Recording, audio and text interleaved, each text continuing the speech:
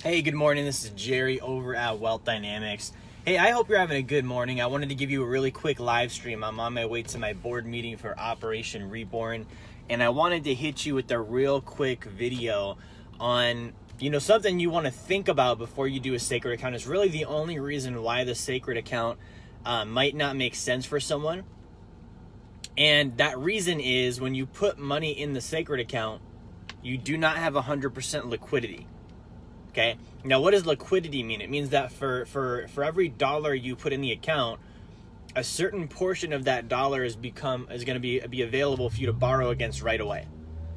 Now, you may not be able to borrow all of that dollar right away when you set up a sacred account. That's where you need to be thinking, all right, is this money that I'm trying to pay my bills with this week, or is this money that I'm going to accumulate for a deal? So here's how it works. Let's just use easy numbers. So you do put $1, let's say, into your sacred account, all right? Depending on structure, I can structure a couple different ways for you. You can have 75 to 95% of that dollar available from day one. Now, you're gonna have 5 to 25% of that dollar that right now you can't touch. Okay, it's not available, it's not liquid. And the reason why that is that 5 to 25% went and purchased shares. Okay, again, sacred account is life insurance, so it's purchasing death benefit. Death benefit are shares in the insurance company, and that's what produces your dividend. So think about it like buying a real estate property. You put in, $1 million into a property. 25% of that is your down payment. That money is going towards the debt, 100% of it, right? So you're not going to see that money, but you probably still have some equity in the property. And that equity in the property you could borrow against, you could utilize. Sacred account works the same exact way. All right, now, here's another thing to consider.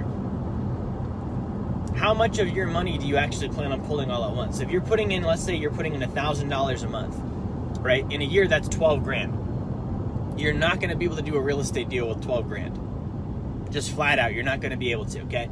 And so you have to ask yourself, does it really matter if I can only access 10 of the 12 if I don't plan on using this money yet anyways? Because your target is 50K. Your target is, I'm gonna get to 50K in the account. Now, as you're accumulating to 50K, you're earning dividends the entire time. Those dividends are gonna grow the account. And the alternative is this, guys. The alternative is you put the money in a bank where all of it's liquid, but none of it grows. Or the alternative is you put the money in a retirement plan where all of it grows, but none of it's liquid.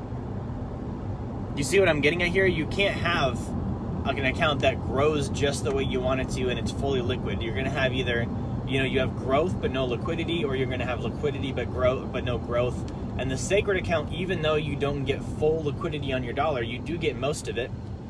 If I put in $1 and I can pull out 75 cents or 95 cents immediately, that's a pretty good deal, especially on the fact that I'm going to earn a 6 to 8% dividend while it's in there.